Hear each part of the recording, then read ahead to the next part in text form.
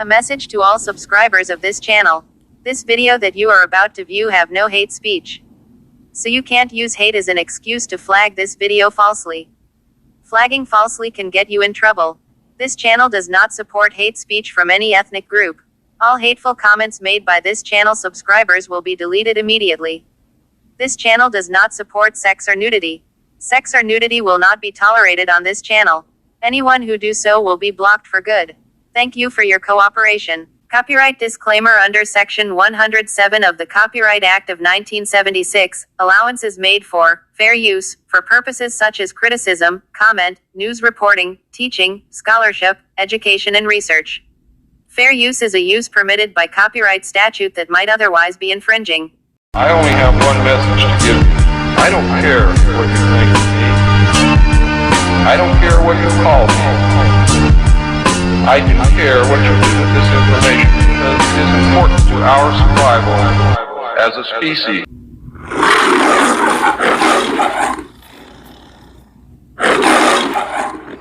Bring my brother. This is my little brother. If I bring my brother with me to the cookout, can he get in with me?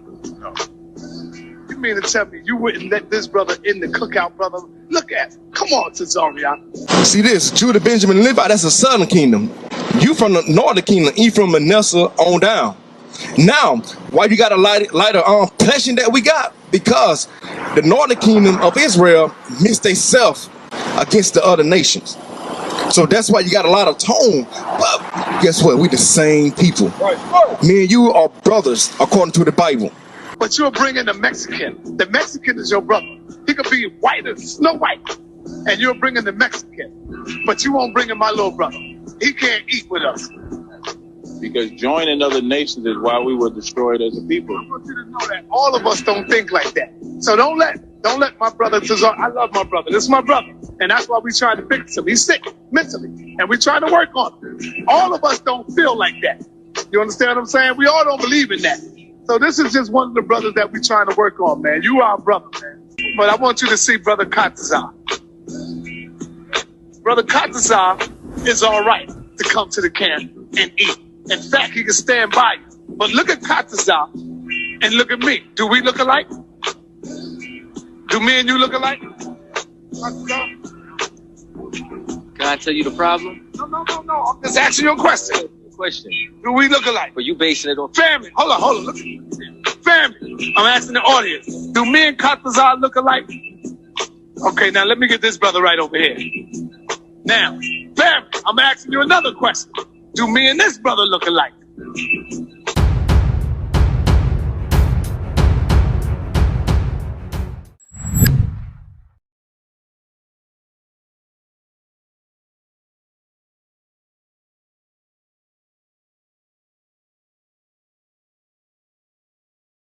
They also become the enemy of black women, teaching and encouraging simple Israelite men to make marriages with the Hispanic and Native American heathen. Show me one time when the Hispanics have came to support the blacks as a nation. Hell, show me one time when the Native Americans came to support the blacks as a nation. Something is not right with this picture. I'm not who they've said I am. I'm not. I remember growing up, if I may indulge me. I remember growing up a long time ago. we were called Latin, then Latin American, Latin American. Then we were called Spanish. Then we were called Spanish American. Then we were called Mexican. Then Mexican American. We're a hyphenated people. It's almost like Humpty Dumpty said on a hyphen, you know. And so then Hispanic, Hispano, Latino, Chicano, Mojado, Mestizo, you name it, you got it. Poquito de todo. And every one of those labels is a different worldview, has a different set of lenses.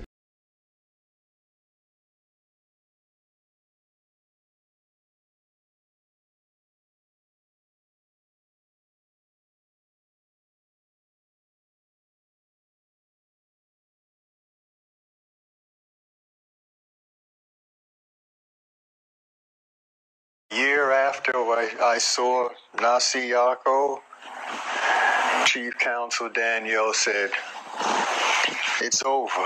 Israelite, you know? You guys should have learned enough already. I'm done. I'm getting ready to go on the road and preach. You see, he was serious. He would travel across the country, wherever, and just put up a flag and start talking. He said that's how powerful he was. But before that happened, he took me up to Harlem, and we met with Abba Bivens. Okay, so you had an encounter with Abba Bivens. Oh, yeah.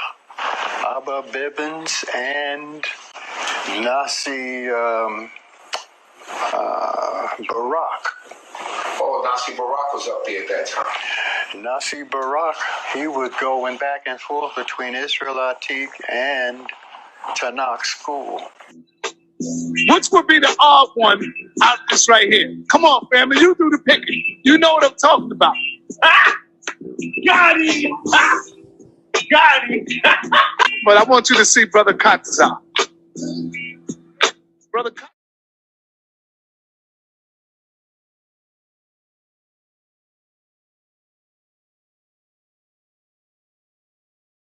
Great experience. I went up there a couple times. One time we were over there and they had the charts up. And they had the charts. A great experience. I went up there a couple times. One time we were over there and they had the charts up. And they had the charts that said if you're Jamaican, you come from this tribe, and if you're from Barbados, it's that tribe, and boom, boom, boom, boom. And read the book, said, hey, come on, Pop. What is, you know that ain't right. He said, of course, Danny, I know that's not right. And read the book, said, hey, come on, Pop. What is, you know that ain't right. He said, of course, Danny, I know that's not right. He said, but that's the hook. That's how we get them into place, and we wire them up to what's true. He said, but that's the hook. That's how we get them into place, and we wire them up to what's true. He said, but that's the hook. That's how we get them into place, and we wire them up to what's true. He said, but that's the hook.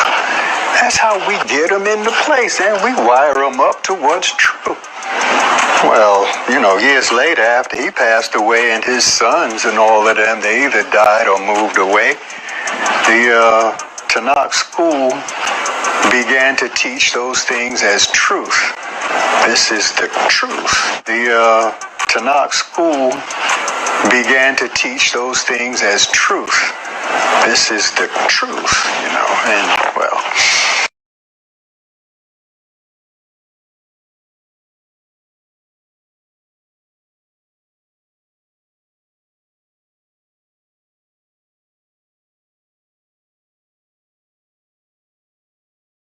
Great experience. I went up there a couple times.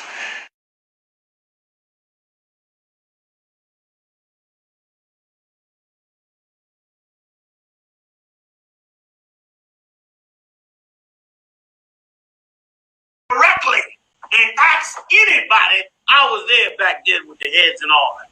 And I sat down with them and asked. We out like we always do, out getting stuff for the school. I'm out with Mo, Ariel. I think Lahab was there, a couple of others. And I asked Ariel about it.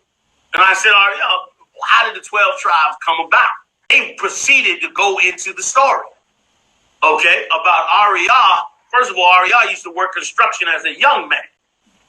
And like I brought out in that documentary the brothers was making, he fell down an elevator shaft, 3-story, broke both his legs, was in traction, got in a wheelchair for 3 years. Ariel rode around, the doctor said he would never walk again.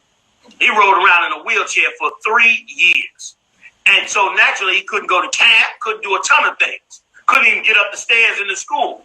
So he spent a ton of that time at home, and he started to study the records and the history. Ariel was a young man, 18, 19, you know, like young men do, work construction, do different jobs. Bivens was over the school. Ariel was one of the ones coming up in the school. When he got the vision, of course he brought it to Bivens.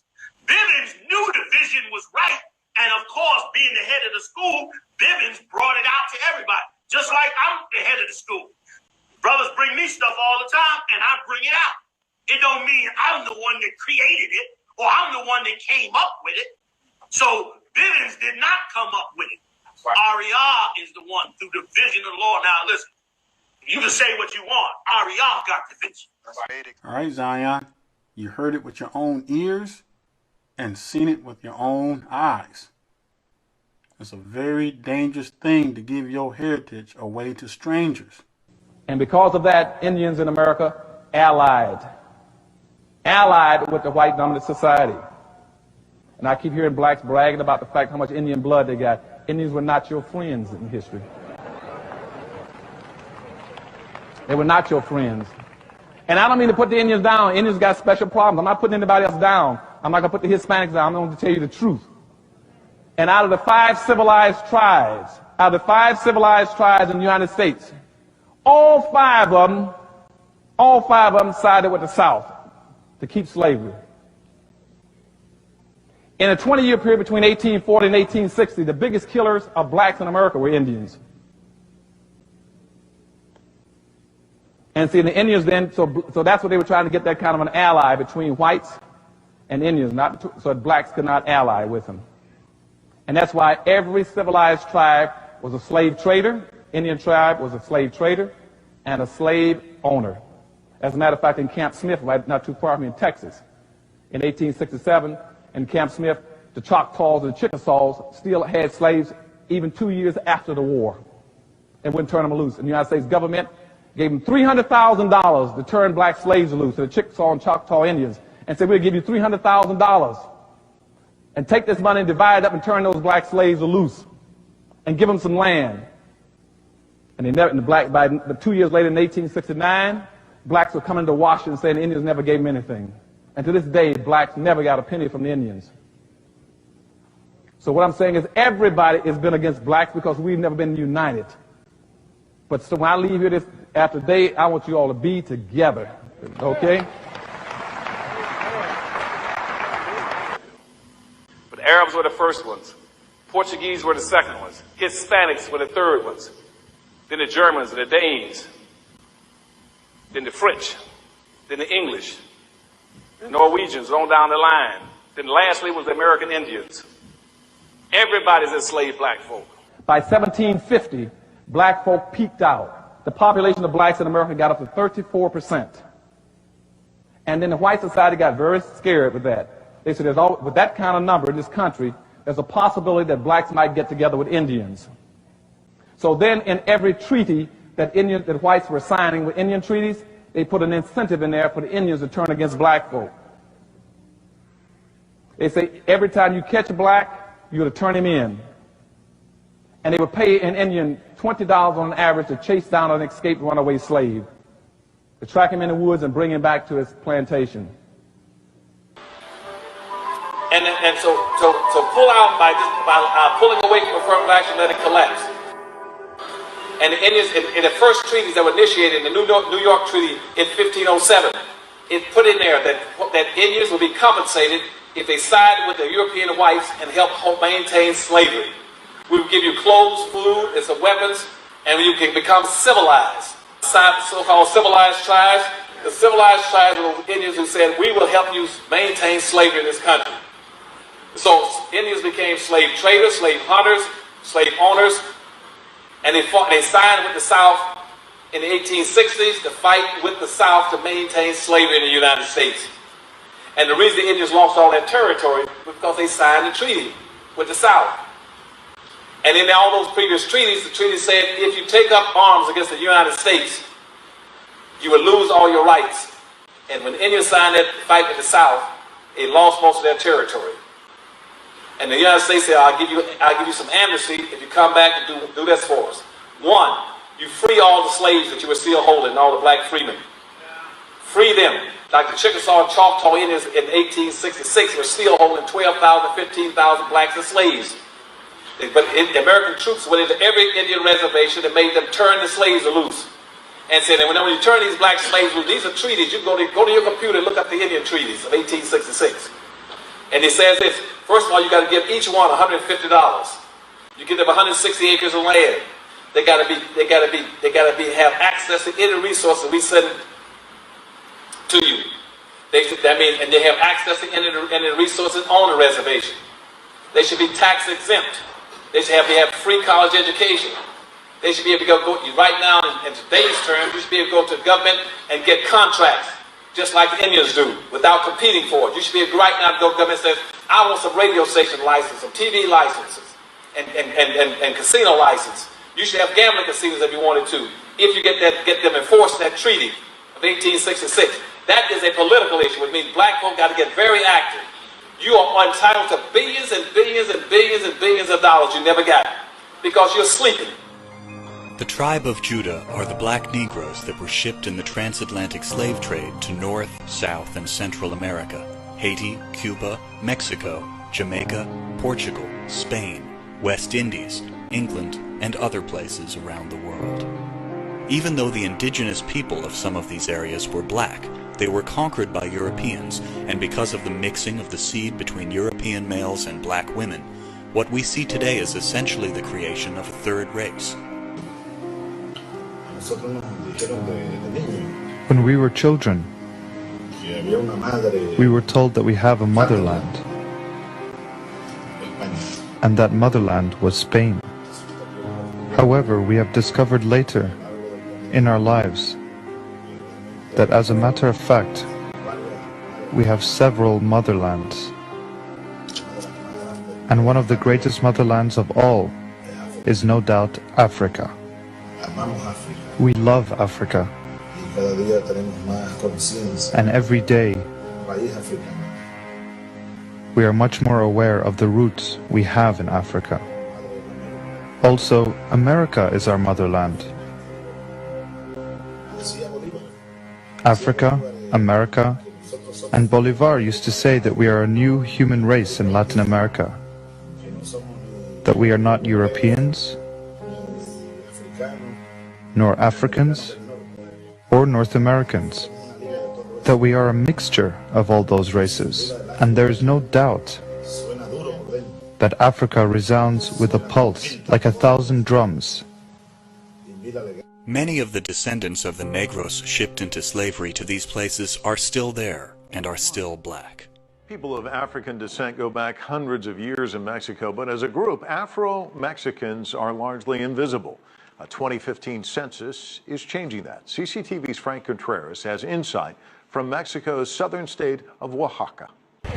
Last year, for the first time, the government conducted an interim census asking Mexicans, based on your culture, history, and traditions, do you consider yourself black, meaning Afro-Mexican or Afro-descendant? And nearly 1.4 million people responded, yes.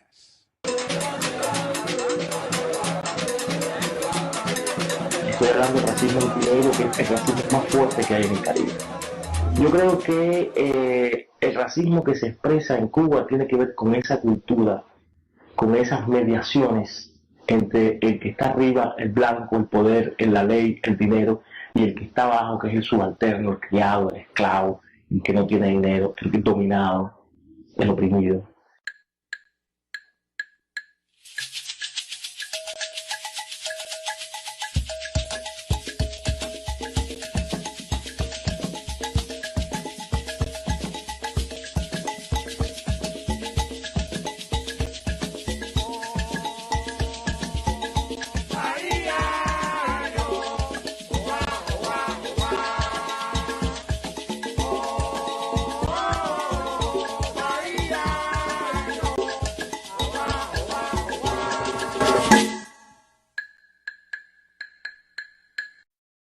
Our brothers and sisters that are in Colombia, they refer to as Afro-Colombia, but they are the Hebrew descendant of slaves.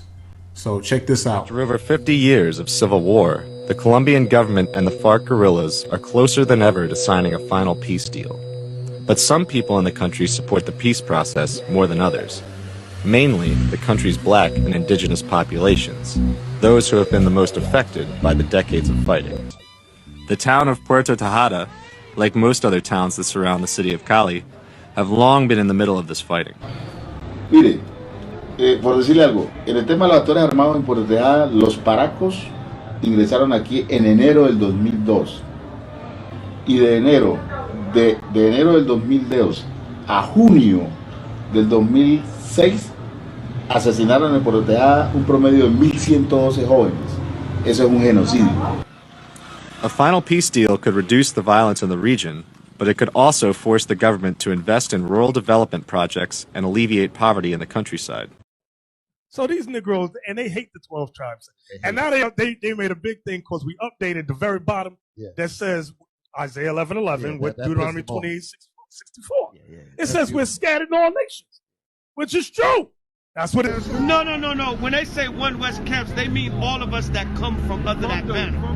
Like myself, our camp, Israel United in Christ, ISUPK, House of David, even GOCC, right?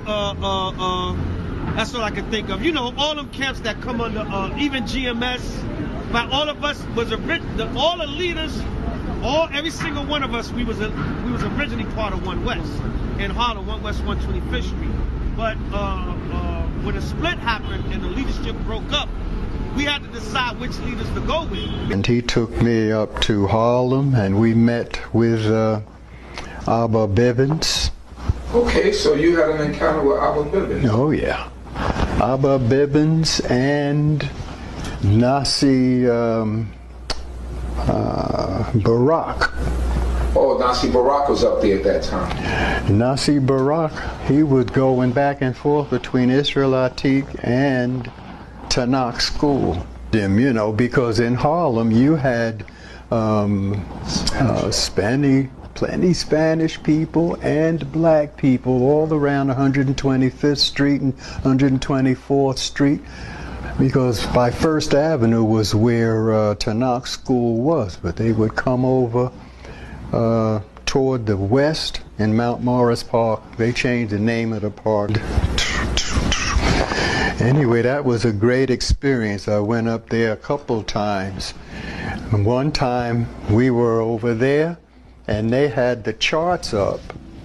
And they had the charts that said if you're Jamaican, you come from this tribe, and if you're from Barbados, it's that tribe, and boom, boom, boom, boom.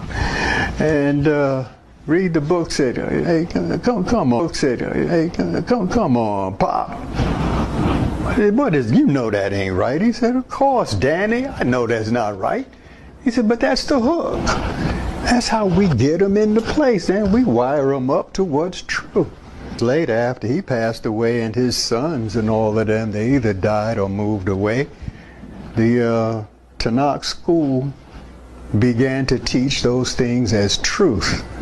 This is the truth, you know, and, well, anyway. I gotta tell you, the seventh seal actually talks about, when the seven seals is open, it talks about Abba Bivens, and it talks about...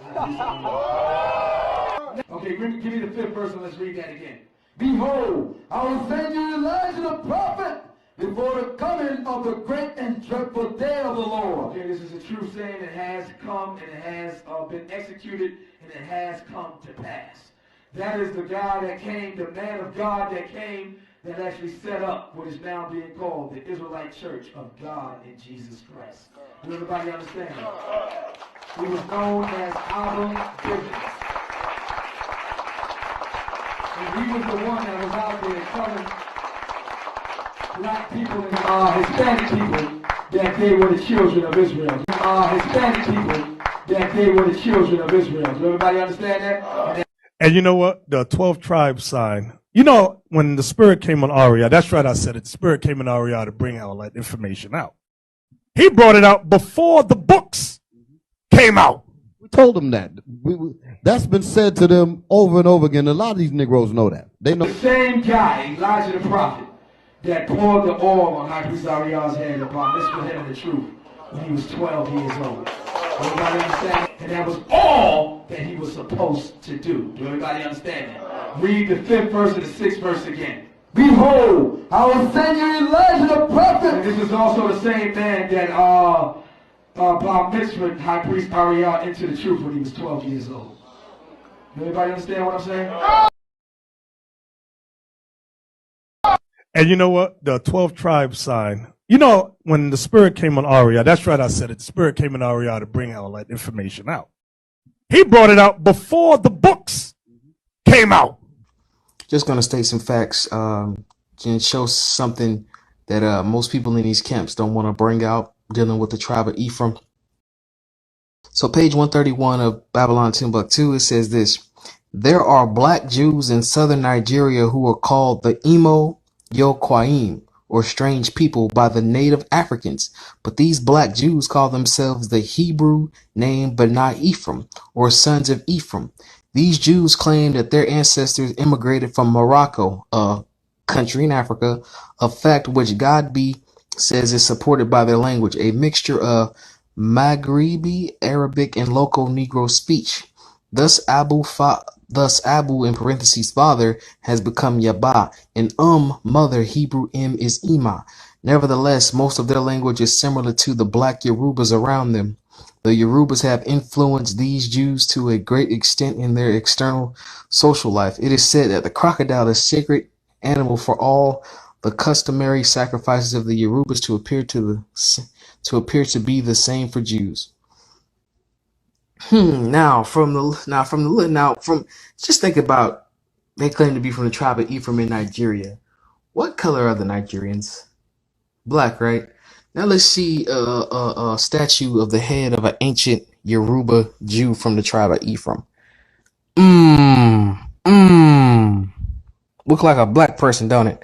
Don't look like Fat Joe or Jennifer Lopez Puerto Rican looking people, do they? And with that being said, shalom and blessings all of y'all. Let me ask you this, because there's two trains of thought that I've heard people say. Some people have made the claim that some Israelites still are on the West Coast. Some Israelites say they're all gone out of there. So what do you think the validity? You think that there's still some there? And there in Nigeria, there are the Igbos, the Igbos in here, the Igbos. And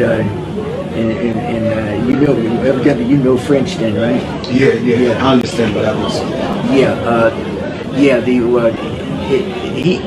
In fact, the word Ebo, I don't know if you heard this, but Ebo, that's the way you say Hebrew. The way you say it in French. Oh, okay. You say Ebo. It means Hebrew. Okay. You see? Gotcha. So a lot of Israelites in southern Nigeria and in the country next door used to be called Dahomey. Right, I've read about Dahomey. Right. Yeah, but now called Benin. In fact, that word Benin is a corruption or contraction from the Hebrew word Benaim Ephraim, which means the children of Ephraim. Now that's in your book. Yes. I came across it. I was like, wow. Yeah, you remember that. That's right. That's right. Yeah. And these camp leaders who know, they know this. The ones who are pushing this European chart, they know the truth. But they've gone too far, brothers and sisters. And that's why they won't come out and admit it. Their pride. You know, pride is one of the worst things. It's one of the worst sins that the Most High hates. You cannot humble yourself with pride. Pride is going to destroy a lot of our people.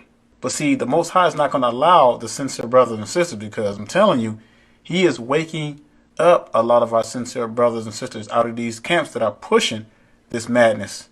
And they're waking up and they're losing a lot of members. I'm telling you, I'm seeing it time after time. Ephraim, Manasseh, Levi, and Simeon. Well, let's start with this. Benjamin. He's so-called the tribes of the West Indies. But Manasseh, who are the Cubans, Ephraim, who are the Puerto Ricans, Levi, who are the Haitians, and who else? Simeon, who are the so-called Cubans. They are all in the West Indies. If you look on the map, you check that out. The Lord say He's not the author of confusion, So question of the day for all 12 tribe subscribers. Hey, and all you camp heads, you top dogs, you elders and apostles, won't you break this down, man? Quit hiding. How do you decipher those tribes, those 5 tribes, if they all in the same region that you claim belong to only one tribe or be dominated by one tribe? Question of the day, man. Shalom. He saw that thing, put it down, wrote it out. Then years later came the books to verify what he had seen. So he said, this is of the Lord. Now, Bivens came, which is Elijah the prophet, to tell Israelites that they were Israelites. Everybody understand that? But what he did not do, and what it was not given to him to do, is to tell each and every Israelite exactly where they fit at in the nation of Israel. Meaning to tell them which tribe they actually belong to. Do everybody understand that? That was given to Chief High Priest and Apostle, High Priest Ariel. In order for 12,000 to be sealed, listen for a minute and then clap. In order for And you know what? The 12 tribe sign. You know, when the Spirit came on Ariel, that's right, I said it. The Spirit came on Ariel to bring all that information out. He brought it out before the books came out. And they had the charts up. And they had the charts that said if you're Jamaican, you come from this tribe, and if you're from Barbados, it's that tribe, and boom, boom, boom, boom. And read the book, said, hey, come on, Pop. I said, what is, you know that ain't right. He said, of course, Danny, I know that's not right. He said, but that's the hook. That's how we get them into place, and we wire them up to what's true. Is the so-called Puerto Ricans. The tribe of Manasseh is the so-called Cubans. And the tribe of Gad is the so-called North American Indians. The tribe of Reuben are the so-called Seminole Indians that are residing in the areas of Florida. The tribe of Naphtali is the so-called Argentinians all the way through to Chile in South America. The tribe of Asher are the so-called Colombians and Brazilians in South America, all the way to Uruguay. Then the tribe of Issachar is inclusive of the Mexican Indians in the land of Mexico. These people are the true nation of Israel. Yes, these are the people that constitute the nation of Israel. That is their identity, true identity. Now the white man calls himself white, doesn't understand his own true identity. The Greeks, the Romans, the English. So before we start getting into scriptures, let me just tell you where all this One West madness came from. So they believe the camps that are pushing this madness all the way back to Leroy Bivens. They believe that the 10 tribes literally crossed over the big body of waters, the ocean, and came all the way through a channel and came all the way to America. So they get the word Arzareth from Christopher Columbus, as they claim. There's a book called Christopher Columbus. They said that, and this was the big push, and this was the lie that was constantly going on, that Columbus mentioned Arzareth as America. But I'm going to prove to you that's a lie because I have that book, and I'm going to show you that later. But Christopher Columbus did not even mention Arzareth, or Arzareth was not even mentioned in the book, not once. All the book said was Christopher Columbus was just fond of reading Ezra. That's it. That's it. So there were a lot of lies that were made up to bring in these foreign women. And these camp leaders who are pushing this mess, they know that, brothers and sisters. I'm telling you, don't let them fool you. They know that they've been lying. Now they've gone so far into it, they've misled so many people that they can't reverse it. But see, the Most High is going to punish them for that. Because now they've caused a lot of our brothers and sisters into an abomination by taking these foreign women and these foreign men as the wife and the husband and causing all kind of chaos. This is what they did. The real reason behind the 12 tribes chart is quite obvious. If you really do your research and you check those that's actually pushing this chart, you'll see that they have Hispanics and Caucasians as wives. this is the true reason why they're even pushing this chart, because they're trying to justify themselves being with a foreign woman when the scripture strictly forbids it. Columbus was to help him interpret the language of the so-called Native Americans was just more conjecture and lies to help establish a link between the natives and the Israelites. Remember, Columbus thought he was sailing to India, not America, and this is why he called them Indians. It was just Indians, and they weren't even Indians. We called them that by accident, and we still call them that. Like we knew in a month that it wasn't Indians, but we just don't give a. We never corrected. We came here, they're like, hi, and we're like, hey, you're Indians, right? And they're like, no. No, this is India, right? No, it's not, it's totally other place. You're not Indians? No. Nah, you're Indians. Now, we have our brothers and sisters, the Negroes, scattered to the four corners of the earth all over the world. And we're going to talk about that because we have Negroes in Mexico, and they ain't European. We got Negroes in the Dominican Republic. We got Negroes all throughout Africa. We got Negroes in the Caribbean islands. We have Negroes in the Middle East. We have Negroes in China. Yes, China. We have Negroes all over the world. And you know, the camps like to say, well, not everybody's going to look like Wesley Snipes. Well, of course not. You got different shades of blacks. But we're scattered all over the world. We're in every continent. Este es de yuca con coco, leche, canela, clavito, vainilla, moscada, honey. When Andrea speaks, she sometimes slips into the local dialect. And that's the other major thing about Palenque culture, the language. Can you tell me how to say in Palenque, how to say, hi, my name is? Ella se llama Natalie. Natalie. Yo me llamo Natalie. Y así mismo ella se llama yo Jairo Cáceres. So, okay, so this is the difference. Okay, so in Spanish, mi nombre es Natalie. But in Palenque, ella se llama Natalie. There we go. Su lengua es de origen africano, especialmente la familia lingüística Bantu, Kikongo y Kimbundu.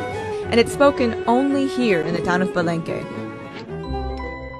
So it's pretty cool if you think about it. These palenqueras, their bright costumes, their wares, their language that peppers the streets in Cartagena. It's not just a gimmick. It's a purposeful attempt to keep the culture alive. Right, why are you here and where are you from? I'm from, I live in the United States. I live in Maryland. I'm here because I brought with me African Americans who trace their DNA to Nigeria, in particular to the Igbo ethnic group. And I am the president of Roots to Glory Tours. And what we do is we help Africans in America get back to their country of origin to learn more of the traditions and the history of their people. Well, my ancestry is from Africa, and this is like coming home for me, reconnecting with my ancestors that were stolen from here many years ago, and this is like coming back and just reclaiming my ancestry and embracing my home. In fact, that word Benin is a corruption or contraction from the Hebrew word Benaim Ephraim, which means the children of Ephraim. Now that's in your book. Yes. I came across it. I was like, wow. So now we are on our way from Ohafia to Arochukwu. So Ugo is traveling all around, going everywhere. That is letters. And Ugo, how are you feeling? Been around? I'm feeling good. How is the adventure so far? Awesome. Yeah. I think I'm a village man now. Yeah, he's a village man. If you see him, I'm not a village man, you're a village chief. Yeah. So Arochukwu, here we come. This is also an ancient city, the warriors. Yeah. They go to the Ephraimite. Okay. Let me show you around. Ephraim Queen. Yes, Ephraim Queen. Yeah. Ephraim Queen. Yeah. Y'all hear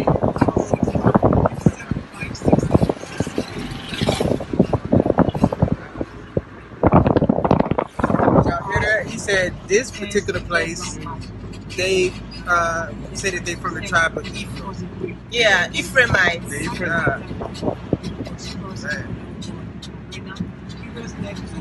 But a lot of Nigerians that travel abroad got this talk from their family, where they will sit you down and tell you, you are going there. Don't go and talk to those black Americans. Though. You just go and get pregnant. You get into drugs. You become gang banging. They give you that talk. That just go to the white community, find a nice place. They just go and be decent. Stay with the white people. They give you that talk. So when you enter America, you already have a perception of African Americans. You judge them. And of course, they can see that judgment in your behavior towards them. And they see how you are almost like yes master to the Oyinbos. They see, they're not blind. So when they have that feeling of when they become defensive when you're in their presence, it's because they see that perception you have of them. So I know I got that talk. And a lot of Nigerians got that talk. So we are over there, we are doing well, we are doctors, we are building houses, we are feeling like, yes, so we come to the land of the living, we are the land of the plenty, and we are doing well. Forgetting that some people sacrificed for you to even go there in the first place. So is that acknowledgement that the African American community are expecting of us, especially those of us living abroad in America? Okay. Can I say something? I wanted to answer you. Because let's not forget that you cannot give what you don't have. In our society, we are racists. When racism, when we see white people, we worship them. When you have an organization and they come in to either look for a job or they are working there, you see the way your people behave towards them. They don't give their people the same respect that they give to the white person. So people that already have that mindset that the white is better will go and be fighting for somebody else. It's not possible. Charity begins at home. May I quickly land that the only way this can stop, where we believe that everybody is equal, is if we take down that image that is a white man that is God. If you look at the chart, there are no African flags on the chart, even though the bulk of the Hebrews are in Africa. I'll repeat that. The bulk of the Hebrews are in Africa. One can only prove Hebrew identity through ancestry. And no Hebrew here in America can prove their Hebrew identity without a shadow of a doubt, without falling back on their African ancestry. Let's look at one. It's important to note that modern Hebrew tends to add a letter to some ancient Ewe words. Ewe means Hebrew. Example, the modern Hebrew name Gad is a corruption of Gan, and Dan is a corruption of Da. That is why the people call themselves Gans and not Gads. Let's look at the tribe of Da, what is commonly known as Dan. Majority of the people who make up the tribe of Da occupy the landmark currently known as the Republic of Benin. They are spread across what used to be Ewe land, Ewe Nigba, but majority live in the Republic of Benin. For centuries, the country was known as Dahomey, before it was renamed to Benin. What does Dahomey mean? Let's turn to the oral tradition of the people to answer this question. Dahomey is a compound name, Da and Home. Da is the name of their ancestor, and Home means home. Put together, you get the home of Da, what we call Dan now. Specifically, the home of the tribe of Dan. Remember, the N is an addition. According to the oral tradition of the people of Dahomey, their ancestors moved to a strange land looking for a place to settle. They came upon a man who occupied a very large piece of land. They killed him and took his land and named their newfound land after their ancestor Da or Dan. So they named the place Dahomey, the home of Dan. Judges chapters 18 tells an amazing similar story of how the tribe of Da found their home. But I want to focus on verses 29. And they called the name of the city Da, after the name of Dan, their father, who was born to Israel, but actually Laish was the name of the city at first. So the name Dan or Da started as the name of the children of Da in Israel, and they carried the name along when they migrated to West Africa. For example, beginning with the feasts, the festivals, Igbo land has a feast, a festival called the Festival of Onwange. Onwange is the festival of the first month. And when you go to the Bible, in the Old Testament, Onwange in Exodus chapter 12, you see where God commanded the children of Israel to celebrate the Passover, and it will be for them the first of all the months in the year. That is what Onwange is. And then you go forward to Emume Nzudani, the Feast of Weeks. You count 50 days from the Passover and you get the Feast of Weeks. Same in Aguleri here and in much of Igbo land. And then you go forward and you get to Emume Alomo. Emume Alomo is nothing but spiritually preparing for the harvest feast, which is the New Yam Festival that comes later after the Emume Alomo. So if you follow the indigenous festivals of Igbo land, you find out that much of it is in the Torah or in the Old Testament. So having said that, you think of things like circumcision, that every male child is supposed to be made in Igbo land, the burial rites, you know, the marriage ceremony. There's a whole lot. So when you really look at it, you know that spiritually speaking, Igbos are part of the covenant people of God, and that's why what we call the title of God in Igbo land is Chukwu Abiame Okike. Chukwu Abiame Okike means the God of Abraham, the creator. What was the tribe of Dan known for in the Torah? The tribe of Dan brought idolatry to Israel when Micah brought idols after they established their home. When the French colonized Dahomey, they mocked their idols and they scornfully referred to them as Jewy, which means play items in French. Because the locals could not speak their language, Jewy morphed into Juju. The word Juju, which has become the universal word for idolatry and any kind of demonic worship, originated from the home of the tribe of Da or Dan. And the Bible supports the evidence. That is what they were known for in the Torah. The people of Dahomey are also famous for the snake, playing a big role in their rituals and shrines. What was the blessing given to Dan or Da when Jacob was about to die and he pronounced blessings on his children? Dan will be a serpent by the roadside, a viper along the path that bites the horse's heels so that its rider tumbles backward. What does Da mean in the Evid tongue? It means snake. So now we can check off the 3 criteria. 1, the in-depth knowledge of the people's oral history. 2, knowing the people's culture or tradition and comparing it to information in the Torah. 3, names of landmarks that agree with similar names in the Torah. And we've done that with the Hebrews in Dahomey. So you mean to tell me that people that look like Jennifer Lopez are Israelites, but the people of South Africa are not? This chart is causing Yah's people to commit a great sin. Those that were shipped to West Indies were Judah. Those that have been told this deception by some Hebrew Israelite. Many of them had and still have heathenistic practices.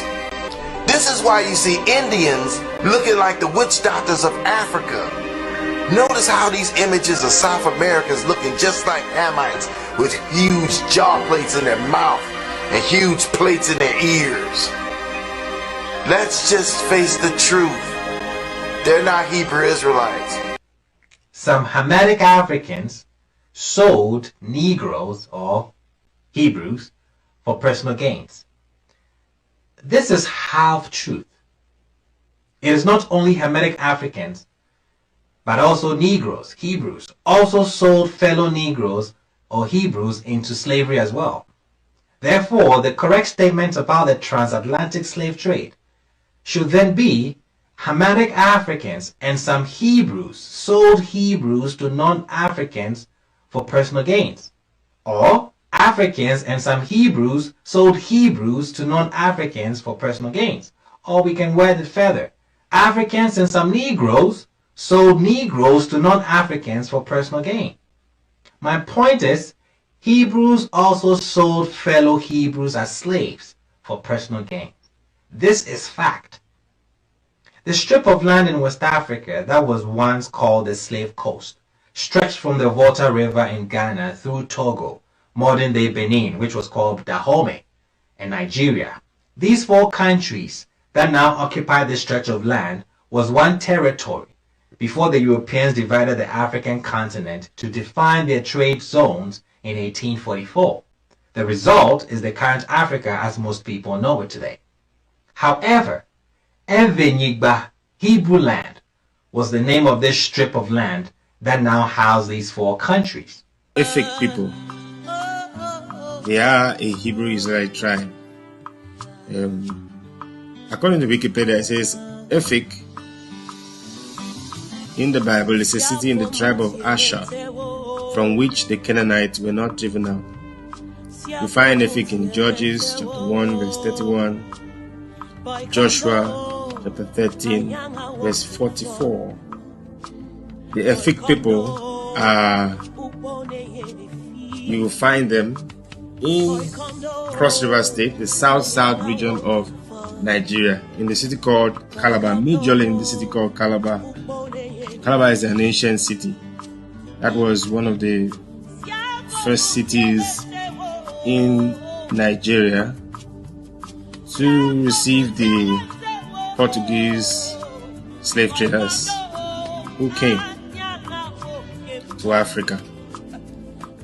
And 18th century, millions of Jews were expelled from Europe for rejecting Christianity. They were taken to the coast of Guinea, which is now called West Africa. In those days, there was no country such as Ghana, Nigeria, Togo, Cote d'Ivoire. It was just a vast land of jungle. They survived and became different tribes. That's why most West Africans claim they are Hebrews. I myself, in our tribe, we still practice circumcision on the 8th day. Now, in the year 1492, about 2,000 children were taken from their parents and sent to the island of Sao Tome. And the children are still there till today, and they are still black, and here they are.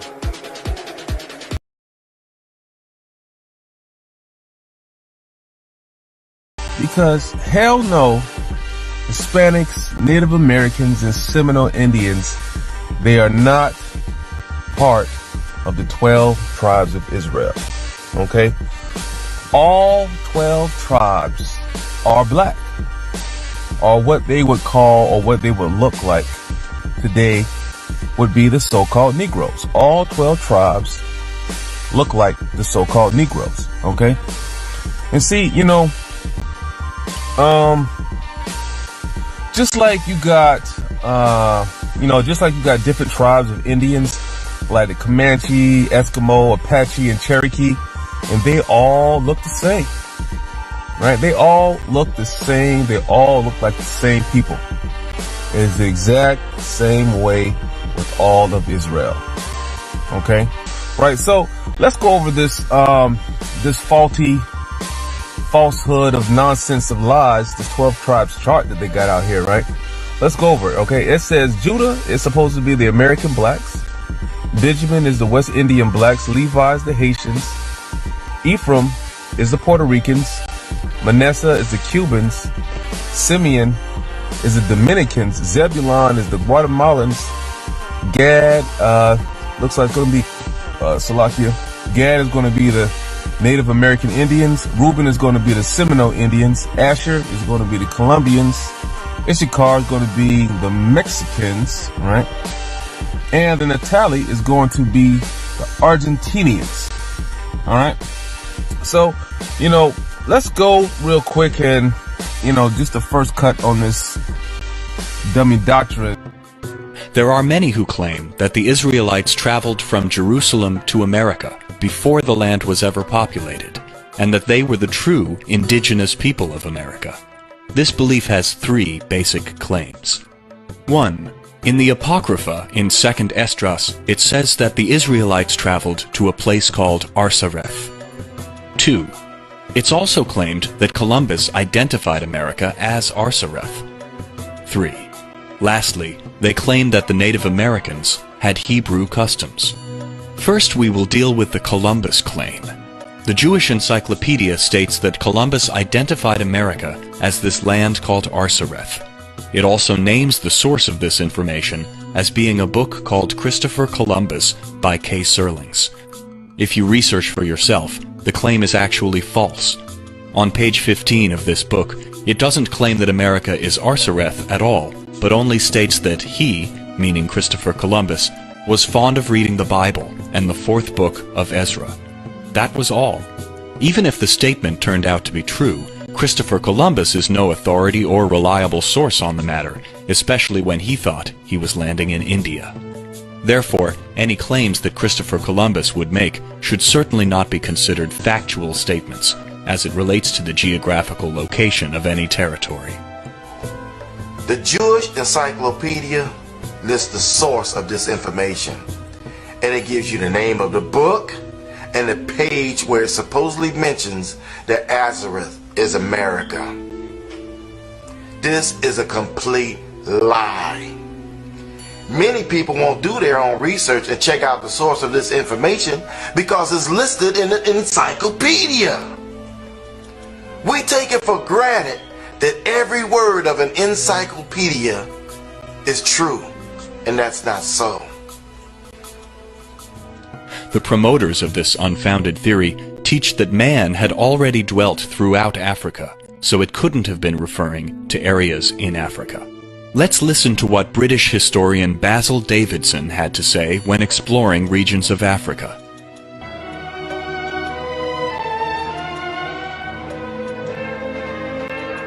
Now the task was to stake out frontiers in utterly uncharted land. Said the French Prime Minister, "We have embarked on a gigantic steeplechase into the unknown." The British Prime Minister Lord Salisbury was to say of this period, "We've been engaged in drawing lines on maps where no man's foot has ever trod, where no man's foot has ever trod, where no man's foot has ever trod." Where no man's foot has ever trod? You mean to tell me that there were certain places in Africa that no man has ever dwelt in those days? What about in 727 BC? Of course there wasn't anyone dwelling in certain areas of Africa in 727 BC when Shalmaneser, the king of Assyria, reigned. This was only about 1700 years after the time of the flood.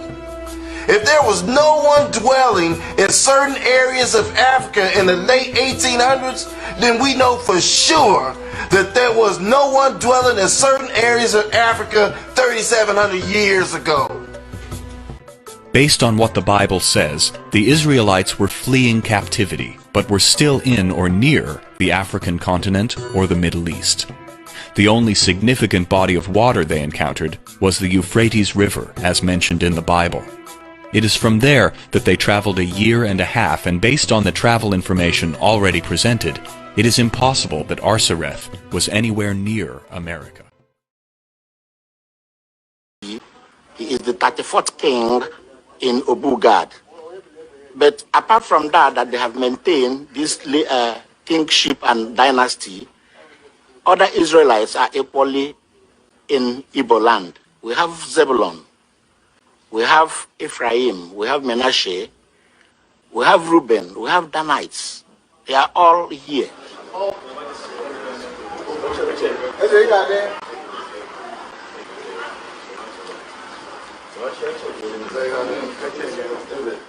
N'ibi Igbo si apụta bụ si n'aka eri Gad bụ ụmụ Israel maọbụ Israel si n'ọnwa o maọbụ anyị ma ọ bụ anyị si Israel na anyị na ụmụ Israel bụ nwanne.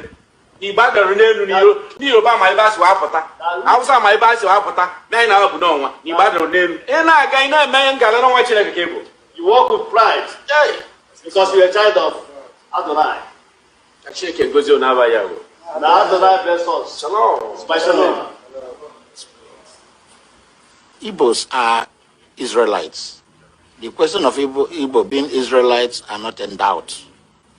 There are evidences that Igbos are Israelites. The journey of Igbos started when the Assyrians actually attacked and exiled the 10 tribes of Israel, the Northern Kingdom, in 722 BCE. From that period, all the 10 tribes were scattered.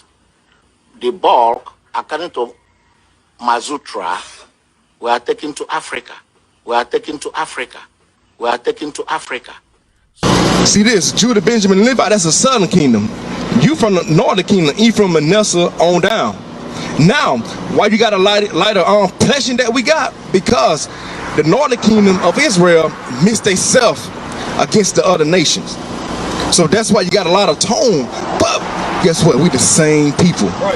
Me and you are brothers according to the Bible. So a lot of Israelites in southern Nigeria and in the country next door used to be called Dahomey. Right, I've heard about Dahomey. Yeah, but now called Benin. In fact, that word Benin is a corruption or contraction from the Hebrew word Benaim Ephraim, which means the children of Ephraim. Now that's in your book. Yes. I came across it. I was like, wow. Read the book of Hosea, chapter 7 and verse 8. Ephraim, he hath mixed himself among the people. Ephraim is a cake not turned. So what is a cake not turned? Have you ever seen a pancake? If you don't flip the pancake, what color does it be up on the bottom? Bright, right? So on the top, would it be a little light, right? Now that's why, because Ephraim had milk. If it say it, read. Ephraim, he hath mixed himself among the people. Ephraim is a cake not turned. So the scriptures say, the Bible say y'all are cake not turned. Y'all are cake not turned. But y'all going through the same oppression that we going through. Y'all getting killed and everything like we going through. Just like the Bible say that was gonna happen. Now give me Jeremiah 50 and 33. Watch this. It say Judah and Ephraim, they gonna be in bondage together. They gonna be enslaved together because we the same people. And we got to come back to God's laws and statutes and commandments and start living again. This is what we got to come back to. We got to see each other like brethren. That's why the scripture say, gather yourself together, O nation not desired. So we got to gather together and keep God's commandments. Ephraim, he hath mixed himself among the people. Ephraim is a cake not turned. So the scriptures say, the Bible say y'all are cake not turned. Y'all are cake not turned. But y'all going through the same oppression that we going through. Ephraim, he hath mixed himself among the people. Ephraim is a cake not turned. So the scriptures say, the Bible say y'all are cake not turned. Y'all are cake not turned. But y'all going through the same oppression that we going through. Do you guys classify yourselves as Israelites? No. Not at all, do y'all? Y'all don't classify yourselves as Israelites? No. But like Spaniards or Aztecs or Indians? Some do. Some do. Some do. Yeah. Some do say they do. Like I said, it depends where you're from. All right, so because that's what we're trying to tell a lot of people on Facebook, like Mexicans are not Israelites. They're not. They're not. Can you please tell my viewers that Mexicans are not Israelites? They're not. They're not Israelites? Not at all. Not part of the 12 tribes at all? No. All right.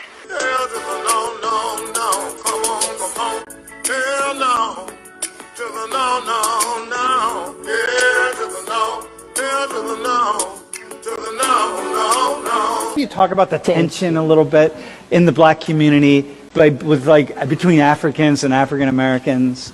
Well, like in middle school, my black friends would tease me and be like, "Oh, you're an African booty scratcher" and stuff. They would teach you to say what? That you're an African booty scratcher. Yeah. Because I'm African and, they're American. Yeah. Oh, that's not even worse. I've been told that, do you ride elephants to school? Like stupid things like that. I feel like a lot of people just hear Africa and they just generalize. It's like, I've heard people ask me, do I speak African? And I'm like, in Nigeria, there's 150 languages. Like, you gotta narrow it down like that. And so I don't like always ticking the boxes where it's always saying I'm Black American, because I feel like there's a lot of culture lost by saying I'm just what people think I am. Maurice, where are you from? I'm from Philly. From Philly? Yeah. What makes you poor? Well, I come from like one of the worst neighborhoods in Philadelphia. Women. Maurice, he's a nice looking guy, right? If you brought Maurice home to your family, would you even try to date one of them? Like, what do you know? What do you mean, like, what do I know? Yeah, what do you know about Africans? Author Joseph J. Williams documents the Hebraic practices, customs, and beliefs which he found among the people of Jamaica and the Ashanti of West Africa. He initially examines the close relationship between the Jamaican and the Ashanti cultures and the folk beliefs. He then studies the language and culture of the Ashanti, of whom many Jamaicans have descended, by comparing them to well-known and established Hebraic traditions. The West African tribal nations that our forefathers were taken from have many ancient Hebrew customs in their culture.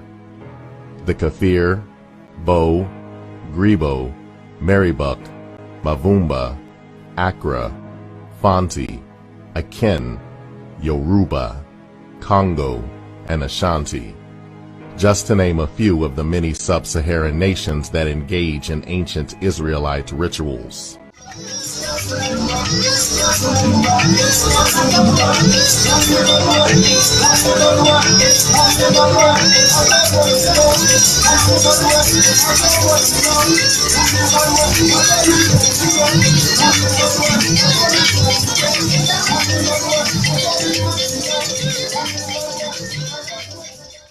And we're going to be dealing with Zebulun, verse 13.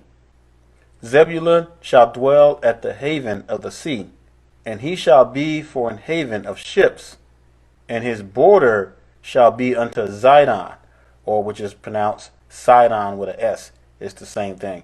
If you look in the New Testament, you'll see it pronounced Sidon. Now I want you to take a look at the map here, because I'm going to show you current day Sidon, where it is today.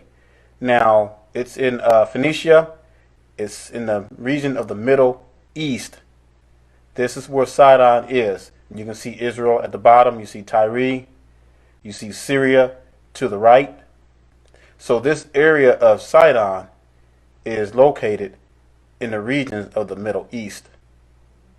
And so this is the only place in Genesis 49 where it actually gives a location.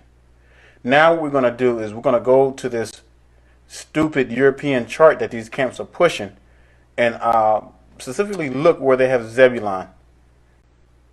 Guatemala to Panama. Now, saints, y'all know it don't take a rocket scientist to figure out where this location is. South America. Now, does this look like the Middle East to you all? Now, how are you going to get this one wrong? The scriptures gave you the location, and they still got it wrong.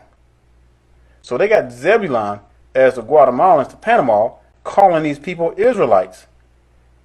And you know, we're not even halfway done with this yet. And you see the stupidity and the irony behind this wicked chart?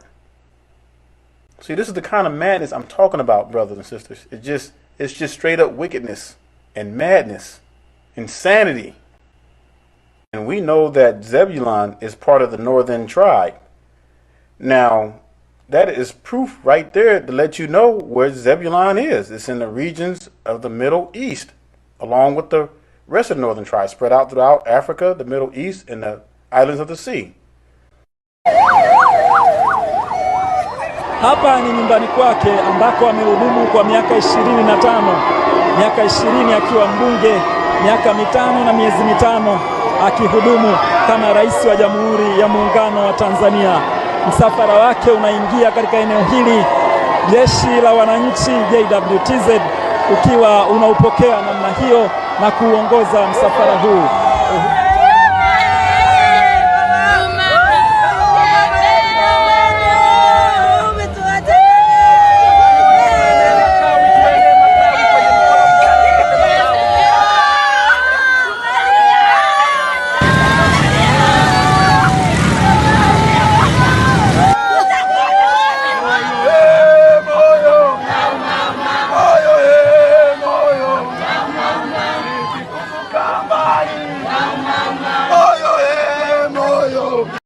See this, Judah, Benjamin, Levi, that's the southern kingdom.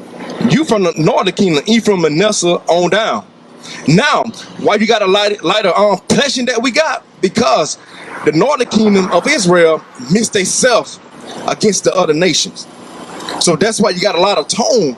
But guess what? We the same people. Me and you are brothers according to the Bible. Bring my brother. This is my little brother. If I bring my brother with me to the cookout, can he get in with me? No. You mean to tell me you wouldn't let this brother in the cookout, brother? Look at it. Come on, Cesaria. Read. The book of Hosea, chapter 7 and verse 8. Ephraim, he hath mixed himself among the people. Ephraim is a cake not turned. This is what we're talking about. But you're bringing the Mexican. The Mexican is your brother. He could be white as Snow White. And you're bringing the Mexican. But you won't bring in my little brother. He can't eat with us. So what is a cake not turned? Have you ever seen a pancake?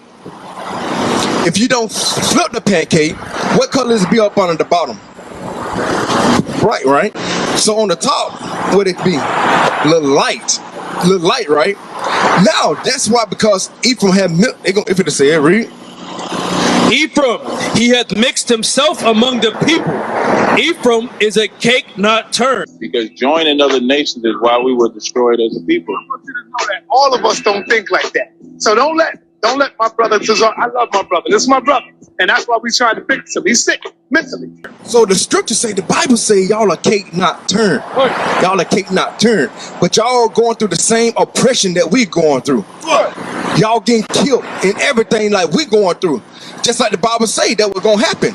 Jeremiah 50 and 33. Watch this. It say Judah and Ephraim, they going to be in bondage together. They going to be enslaved together because we the same people. And we're trying to work on it. All of us don't feel like that. You understand what I'm saying? We all don't believe in that. So this is just one of the brothers that we're trying to work on, man. You are our brother, man. But I want you to see Brother Katazar. And we got to come back to God's laws and statutes and commandments and start living again. That's what we got to come back to. We got to see each other like brethren. That's why the scripture say, gather yourself together, O nation not desired. So we got to gather together and keep God's commandments. Brother Katazar is all right to come to the camp and eat. In fact, he can stand by you. But look at Katazar and look at me. Do we look alike? Do me and you look alike? No disrespect to you, right? No disrespect to you, but what tribe do you claim? I don't know, because I honestly don't know. Before you go, you claim some true doctor. Okay. You know, and they're not from Island, but my best guess is spirit, because I never met my grandfather. Can I tell you the problem? No. I'm just asking you a question. Do we look alike? But you basing it on family. Hold on. Look. Family. I'm asking the audience. Do me and Katazar look alike? Okay, now let me get this brother right over here. Now, family, I'm asking you another question. Do me and this brother look alike? I only have one message to give you. I don't care what you think of me. I don't care what you call me. I do care what you do with this information, because it is important to our survival as a species.